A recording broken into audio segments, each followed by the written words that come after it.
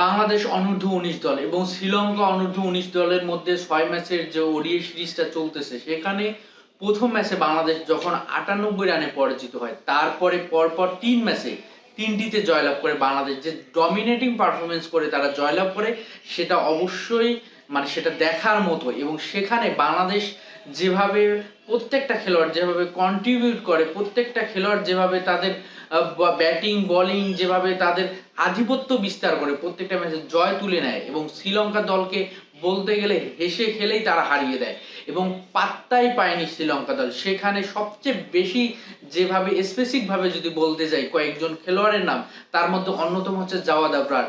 তিনি প্রথম ম্যাচে 14 রান করেন, দ্বিতীয় ম্যাচে তিনি অসাধারণ একটা সেঞ্চুরি করেন 130 রানে, তারপর তৃতীয় ম্যাচে 38 করেন, তারপর চতুর্থ ম্যাচে এসে তিনি আবারও 113 রানের একটা নক খেলেন এবং সেই অসাধারণ এবং 4টি ম্যাচের মধ্যে 2টি অসাধারণ সেঞ্চুরি তুলে নেন জাওয়াদ আবরার।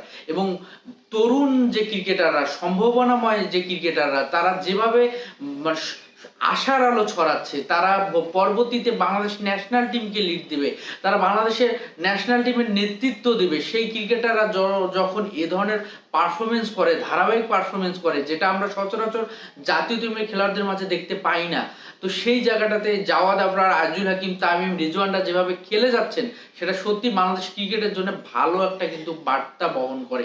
তো বাংলার যুবারা প্রথমে টসে জিতে ব্যাট করার সিদ্ধান্ত নেয় এবং তারা সর্বোচ্চ সংগ্রহ করে, দ্বিতীয় সর্বোচ্চ সংগ্রহ 336 রান এবং 337 রানের লক্ষ্যমাত্রা শ্রীলঙ্কার জন্য। সেখানে দারুণ শুরু করে বাংলাদেশের ওপেনাররা এবং জাওয়াদ আবরার অসাধারণ একটা সেঞ্চুরি তুলে নেয় এবং চলমান সিরিজের দ্বিতীয় সেঞ্চুরি তুলে নেন। 113 রানের একটা নক খেলেন, সেখানে 15টি 4 এবং 3টি 6-এর মার। এবং রিজওয়ান দারুণ একটা নক খেলেন, 77 বলে 82 রান একটা ইনিংস খেলেন এবং 106 স্ট্রাইক রেটে তিনি ব্যাট করেন। এবং 49 রানে যখন কালাম সিদ্দিকী 19 রান করে আউট হয়ে যান এবং 87 রানে যখন বাংলার তরুণদের অধিনায়ক যখন আজিজুল হাকিম তামিম যখন 87 রান আউট হয়ে যান, তারপর তৃতীয় উইকেট জুটিতে দারুণ একটা যোগ হয় এবং সেখানে দারুণ সাবলীল ক্রিকেট, নান্দনিক ক্রিকেট বলতে যেটা বোঝায়, সেই ক্রিকেটটাই খেলে যান জাওয়াদ আবরার এবং রিজওয়ানের মধ্যে। এবং 144 বলে 135 রানের একটা জুটি হয়, তৃতীয় উইকেট জুটি, এবং 222 রানে তৃতীয় উইকেটের পতন ঘটে। এবং তারপরে যদি আমরা দেখি যে প্রত্যেকটা খেলোয়াড়ের যেভাবে কন্ট্রিবিউট করে যায়, সেই রানগুলোর উপর ভর করে বাংলাদেশ 336 রানে একটা টোটাল স্কোর দাঁড় করে। সেখানে যদি দেখি দেবাশিসের 19 রান এবং সামিউলের 23 রান এবং আব্দুল্লাহর 32 রানের একটা ইনিংস খেলে। এখানে যদি সামিউলের কথা চিন্তা করি, শেষের দিকে যে ফিনিশিং রানটা করে 23 রান, সেটা 8 বলে 288 স্ট্রাইক রেটে। তো দারুণ একটা নকা দলের জন্য সেই রানটা অনেক টাফ এবং তারা মনস্তাত্ত্বিক ভাবে মাঠে নামার আগেই তারা হেরে যায় এবং তারা 146 রানের একটা বড় ব্যবধানে তারা পরাজিত হয়। সেখানে যদি দেখি শ্রীলঙ্কার দলীয় 2 রানে, দলীয় 6 রানের মধ্যে পরপর 2টি উইকেট পড়ে যায়, 36 রানের মধ্যে তৃতীয় এবং চতুর্থ উইকেট পড়ে যায় এবং বলতে গেলে 81 রানের মধ্যে পঞ্চম উইকেট পড়ে যায়।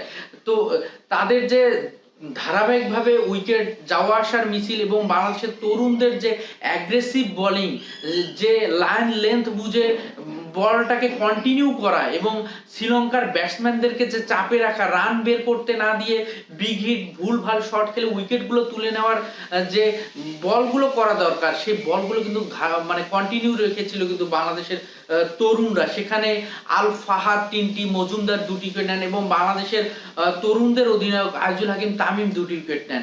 সেক্ষেত্রে বাংলাদেশ 3-1 এগিয়ে থাকলো। সেখানে বাংলাদেশের আরো 2টি ম্যাচ সামনে আছে। সেখানে যদি বাংলাদেশ 2টি ম্যাচের মধ্যে একটি ম্যাচ জয়লাভ করতে পারে, তারা বাংলাদেশ সিরিজ নিশ্চিত করবে। তো সেদিক থেকে জাওয়াদ আবরারের বিষয়টা সবচেয়ে বেশি আলোচনায় আসতেছে, যেভাবে তিনি ধারাবাহিকভাবে রান করে যাচ্ছে। তরুণ ক্রিকেটার, তারা একসময় বাংলাদেশ দলকে লিড করবে, বাংলাদেশ দলের নেতৃত্ব দিবে, তাদের এরকম পারফরমেন্সে বাংলাদেশ ক্রিকেটের জন্য অবশ্যই ভালো সম্ভাবনার একটা জায়গা তৈরি করে।